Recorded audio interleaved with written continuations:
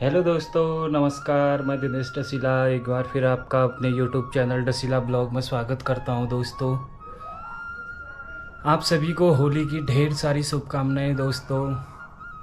और आजकल पहाड़ों में काफ़ी सारी होली खेली जा रही है दोस्तों। होली की काफ़ी धूम है आजकल गाँव में, तो काफ़ी अच्छा लग रहा है दोस्तों।